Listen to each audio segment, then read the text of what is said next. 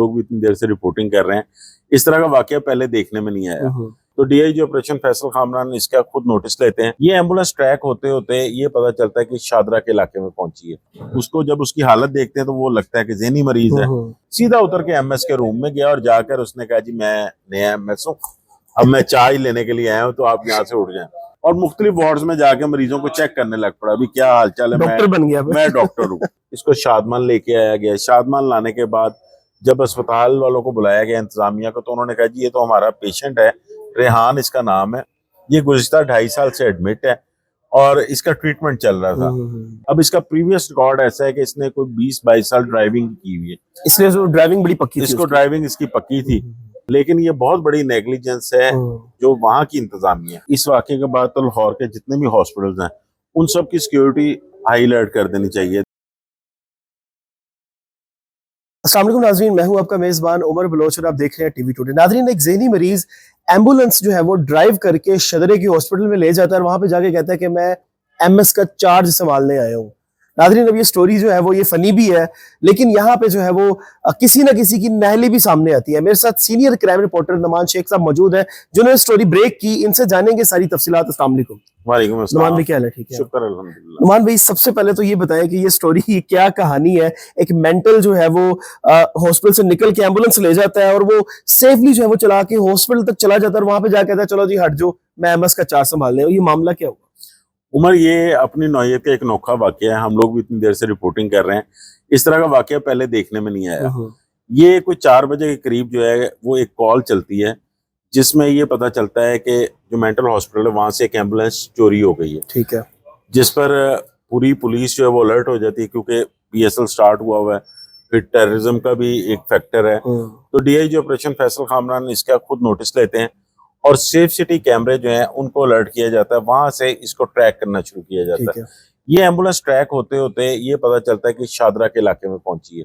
वहां तक कैमरे इसकी कैमरों की रीच में थी। ठीक है। वहां पर पहुंचने के बाद जब इंफॉर्मेशन ली जाती है, लोकेशन वगैरह, तो ये पता चलता है कि ये शादरा हॉस्पिटल गई है। ठीक है। अब वहां पे मुकामी एसएचओ जो खुरम शहजाद हैं, ये फौरी मौके पर पहुंचते हैं। मौके पर पहुंचकर वहां पर देखते हैं कि गार्ड्स ने एक बंदे को पकड़ा हुआ है और ये बता रहे हैं कि एम्बुलेंस ये चला के लाया। अब वहां पर उसको जब उसकी हालत देखते हैं तो वो लगता है कि ज़हनी मरीज है। तो पुलिस उससे कुछ सवाल करने लगती है तो वो आगे से जवाब ही कोई नहीं देता। तो ये मुतलका वहां पे जो लोग होते हैं उनसे सवाल किया जाता है कि ये वाकया हुआ क्या है। तो वो ये बताते हैं कि एम्बुलेंस अंदर आई। अब क्योंकि एम्बुलेंस थी तो जो वहां की सिक्योरिटी थी उन्होंने उसको अंदर आने दिया। तो इस बंदे ने एमएस का जो ऑफिस है उसके सामने ये अपनी एम्बुलेंस खड़ी की, सीधा उतर के एमएस के रूम में गया और जाकर उसने कहा, जी मैं नया एमएस हूँ, अब मैं चाय लेने के लिए आया हूँ, तो आप यहाँ से उठ जाएं। तो उसने जब उसकी हालत देखी तो उसने फौरी गार्ड्स को बुलाया वहां के एमएस ने। उन्होंने उसको पकड़ा और पकड़ के जब बाहर लेके आए तो वो उनसे भाग गया और मुख्तलिफ वार्ड्स में जाके मरीजों को चेक करने लग पड़ा, अभी क्या हालचाल है, डॉक्टर बन गया, मैं डॉक्टर हूँ। तो वो फिर दोबारा इसको पकड़ लिया। अब पुलिस ने इसको जब पकड़ा है, हिरासत में लिया है, तो पुलिस खुद हंस रही थी। तो इसने पुलिस वालों से को ये इब्तिदाई अपना बयान दिया। पुलिस ने जब इससे पूछा कि तुम करने क्या आए हो, तो इसने कहा, जी मेरा यहाँ पे एक मरीज एडमिट है, मैं उसको ब्लड देने के लिए आया था। तो मैंने कहा बाकियों को भी चेक कर लूं। टोटल फिर बयान चेंज। अब वो बयान चेंज हो गया। अब वो पुलिस ने, क्योंकि ये शादमान का वकूआ था, ठीक है, फौरी तौर पर जो डीआईजी ऑपरेशन फैसल कामरान को भी इतला दी गई। इसको शादमान लेके आया गया। शादमान लाने के बाद जब अस्पताल वालों को बुलाया गया, इंतजामिया को, तो उन्होंने कहा, जी ये तो हमारा पेशेंट है, रेहान इसका नाम है, ये गुज़िश्ता 2.5 साल से एडमिट है और इसका ट्रीटमेंट चल रहा था। तो फिर पुलिस ने ये कहा कि आप इसके खिलाफ कोई कार्रवाई करवाना चाहते हैं। वो ज़हनी मरीज है, उसके खिलाफ क्या कार्रवाई हो सकता है? बिल्कुल, वैसे नहीं, वो मेंटली डिसऑर्डर है तो हो ही नहीं सकता। तो उसको अस्पताल के हवाले किया गया। इस पर जो एमएस हैं वहाँ के मेंटल हॉस्पिटल के, उन्होंने इसका जो है वो नोटिस लिया फिर, और एक नुमान अजहर वहाँ पे जो प्रोफेसर हैं सीनियर, उनकी निगरानी में एक 4 रुकनी टीम तश्कील दी गई है जो कि इसकी अब तफ्तीश कर रही है कि ये वहां से निकला कैसे। अब जो इब्तिदाई रिपोर्ट बनी है उसमें अभी तक जो मेरे जराये ने ये बताया है कि वो जो ड्राइवर था ये उसकी नेग्लिजेंस थी। वो एम्बुलेंस की वहां पर चाबी छोड़ गया था, लगी हुई छोड़ गया था। वो कहीं खाना खाने गया है या कहाँ पे गया है, तो ये निकला है बाहर और ये निकलने के बाद इसने एम्बुलेंस स्टार्ट की है। अब इसका प्रीवियस रिकॉर्ड ऐसा है कि इसने कोई 20-22 साल ड्राइविंग की हुई है, इसलिए जो ड्राइविंग बड़ी पक्की थी इसको उसकी। ड्राइविंग इसकी पक्की थी। ये निकला है वहां से, और ये अब वहां पर शादरा हॉस्पिटल क्यों गया है, क्या वहां पे पहले इसका ट्रीटमेंट होता रहा है, या इसका कोई पेशेंट वहां पे रहा है जो इसको इतना आसानी से उसका रास्ता मालूम था, ये वहां पर पहुंच गया। लेकिन हॉस्पिटल से कैसे निकला, क्योंकि ये इंतहाई निगहदाश्त वार्ड में होते हैं, इस तरह के ज़हनी मरीज इनका ट्रीटमेंट चल रहा होता है। तो इसमें जो अभी तक तो अस्पताल जो अमला है वहां पे, उसकी नेग्लिजेंस सामने आई है। अब एम्बुलेंसेज जब आती हैं या जाती हैं तो ज्यादातर उनको चेक नहीं किया जाता, क्योंकि वो इमरजेंसी में होते हैं, इमरजेंसी में होते हैं। तो मेरे ख्याल से उसी चक्कर में जो है इसको मेंटल हॉस्पिटल से निकलना आराम से रास्ता मिल गया, और फिर जो शादरा हॉस्पिटल है वहां पर जाने का इसको आराम से रास्ता मिल गया। लेकिन ये बहुत बड़ी नेग्लिजेंस है जो वहां की इंतजामिया है। जाहिर है सर, कोई नुकसान हो सकता था, अल्लाह ना करे किसी को हिट कर देता, किसी को कुचल देता, कोई बड़ा एक्सीडेंट भी हो सकता था। ये तो अल्लाह ने बचा लिया ना, ये तो हो सकता था कुछ भी। इसमें बहुत ज्यादा एलिमेंट्स हैं इसमें। ये तो एक ज़हनी मरीज था जिसको फौरी तौर पर ट्रैक करके पुलिस ने जो है वो इसको हिरासत में ले लिया, इससे एम्बुलेंस भी रिकवर कर ली। अब एम्बुलेंस ऐसी चीज है कि इसमें कोई भी वाकया इंतहाई हसास नोयत का हो सकता है, वो भी उस वक्त जब हालात ऐसे कशीदा है, आपके शहर में सिक्योरिटी हाई अलर्ट है, फिर ऐसे मरीज जो हैं वो हॉस्पिटल में इंतहाई निगहदाश्त में होते हैं। बिल्कुल, और वहां से वो इजीली निकल के इतना एक्सेस उसे मिल गया। उनकी इतनी केयर की जाती है कि उनको आम तौर पर अकेले जो है वो कहीं बाहर ग्राउंड वगैरह में भी नहीं ले जाया जाता। जब वहां के अंदर वार्ड मौजूद होते हैं, वार्ड बॉयज वगैरह, तब उनको निकाला जाता है। तो ये अभी तक तो हॉस्पिटल की इंतजामिया की नेग्लिजेंस है, लेकिन अब ये इंक्वायरी के बाद सामने आएगा कि मलबा गिरता किस पे है। क्योंकि सर देखिए, ये भी एक बड़ा सेंसिटिव केस है। अगर देखा जाए, फनी चीजें तो बीच में ऐड हो गई ना, क्योंकि वो मेंटली डिस्टर्ब था, जाहिर है गया, और जैसे वो तस्वीरें बनवा रहा है पुलिस के साथ, तो जाहिर है नजर भी आ रहा है। एक केस आपको पता शाहिद जट वाला भी हुआ था, बड़ा वायरल केस हुआ, उसके बाद उसको भी ज़हनी मरीज कहा गया कि ये ज़हनी मरीज था, उसके बाद उसका ट्रीटमेंट हुआ, उसके बाद वो टिकटॉक स्टार बन गया हुआ। तो इसके साथ उसका कोई कनेक्शन तो नहीं है, इसको भी कहीं जान के तो नहीं कहा जा रहा, क्योंकि सब लोग ये कह रहे हैं कि भाई इतनी परफेक्ट ड्राइविंग करके सीधा सदर हॉस्पिटल चला गया बगैर किसी नुकसान के, तो ये बंदा ठीक था। लेकिन ये देखिए, जो शाहिद जट वाला केस था ना, उसमें काफी से ज्यादा चीजें चेंज थी। शाहिद जट जो था वो एक तो पुलिस यूनिफॉर्म में था।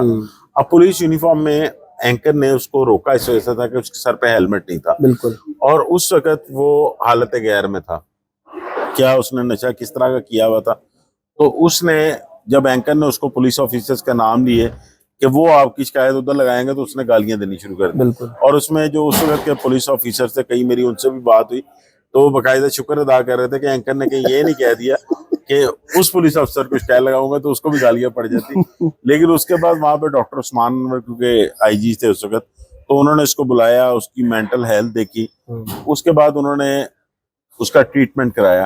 एक अच्छा काम किया और वो उसके बाद ठीक भी हो गया। क्योंकि जिस तरह अब वो अपनी ड्यूटी भी कर रहा है, और अब वो क्योंकि उस वाकये से फेमस इतना हुआ, टिकटॉक लाइव पे भी जो है वो आ रहा है, अर्निंग गिफ्टिंग हो रही है उसको, गिफ्टिंग हो रही है, और अब वो लोग उसके साथ सेल्फियां बनाते हैं, वो अभी तक सड़कों पे है। तो इस केस में जो है वो सिमिलरिटी इस वजह से नहीं है कि ये एक ज़हनी मरीज है ऑलरेडी, ये ना तो ट्रीटमेंट पूरा होने तक बाहर आएगा।